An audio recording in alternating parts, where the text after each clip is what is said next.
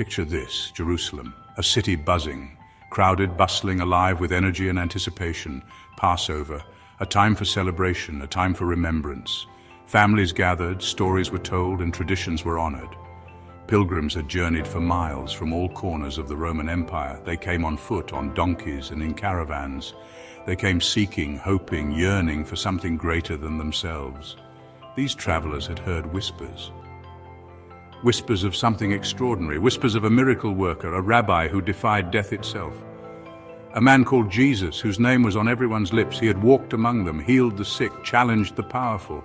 His actions spoke louder than words. This Jesus, they said, was the Messiah, the one promised to liberate them. The hope of a nation rested on his shoulders. But hope can be fragile. It wavers in the face of adversity. Jesus, betrayed by one of his own, was crucified. The unthinkable had happened. His followers, scattered and heartbroken, mourned their fallen leader. Their dreams seemed shattered. Fear choked their dreams of a new world. They hid, uncertain of what the future held. The future seemed lost, shrouded in darkness and despair. The light of hope had dimmed, yet unbeknownst to them, something extraordinary was about to happen. A new dawn was breaking, something that would change the course of history. A moment that would be remembered for generations, something that would transform those grieving disciples into a force that would shake the very foundations of the world. The stage was set. The world held its breath. Pentecost was coming. A new chapter was about to begin. For the Jewish people, Pentecost was already a time of immense significance, deeply rooted in their cultural and religious traditions. Known as Shavuot in Hebrew, it was a joyous harvest festival, a celebration of gratitude for the first fruits of the wheat harvest.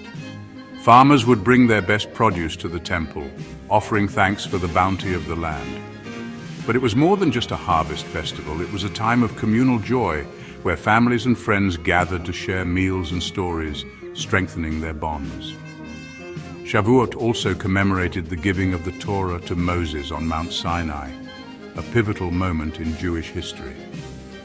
50 days after the Israelites' exodus from Egypt, God had revealed his laws, his covenant, his very presence. This event marked the foundation of their faith and identity as a people. It was a day of revelation, of divine encounter, of spiritual renewal. The giving of the Torah was seen as a divine gift, a guide for living a life of righteousness. So, as the disciples gathered in Jerusalem, they did so against a backdrop of anticipation. The city was alive with the energy of pilgrims from all over, each bringing their own hopes and prayers. They, along with countless other pilgrims, celebrated Shavuot, unaware that the festival was about to take on a whole new meaning. The air was thick with expectation, as if something monumental was about to happen. For them, the harvest of hope was about to yield its most extraordinary fruit. A new chapter in their spiritual journey was on the horizon, one that would change their lives forever. Then it happened. 50 days after Passover, as the disciples gathered behind locked doors, the world seemed to shift. A sound like a rushing wind filled the house where they were staying. It wasn't a gentle breeze, but a mighty, invisible force, shaking the very foundations of their being. Tongues of fire like ethereal flames appeared above each of their heads. These weren't flames that scorched or burned, but flames that illuminated, empowered, and transformed. In that moment, the Holy Spirit, the very presence of God, descended upon them. They were filled with a power they'd never known. They began to speak in languages they had never learned, languages that echoed in the ears of the bewildered pilgrims gathered outside. It was a cacophony of divine utterance, a symphony of the Spirit. Section 4, From Fear to Fearless, the Spirit's Power on the Apostles. Before Pentecost, the disciples had been like embers, their faith smoldering in the ashes of grief. The Holy Spirit, however, ignited that faith into a raging fire.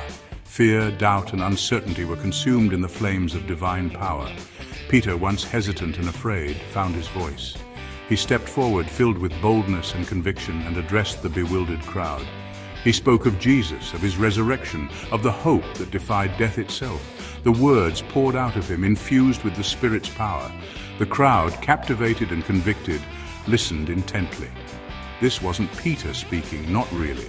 This was the Spirit moving through him, transforming him into a vessel of divine proclamation. Section 5. A People Reborn, the First Christians. In the early days following the resurrection of Jesus, a small group of his followers began to gather, forming the nucleus of what would become a transformative movement. That day, something remarkable happened. The air was thick with anticipation and hope, as if the very atmosphere was charged with divine energy. Thousands were cut to the heart by Peter's words. His message resonated deeply, stirring emotions and igniting a fervent desire for change. They repented, were baptized, and embraced this new faith. The waters of baptism symbolized a cleansing, a rebirth into a new way of living. The Holy Spirit, which had so dramatically descended upon the disciples, began to flow outward, touching the lives of all who believed. It was a powerful, unifying force that transcended all barriers.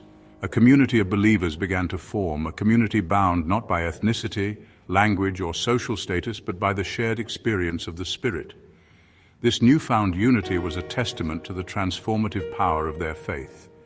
They devoted themselves to the apostles' teaching, to fellowship, and to the communal life.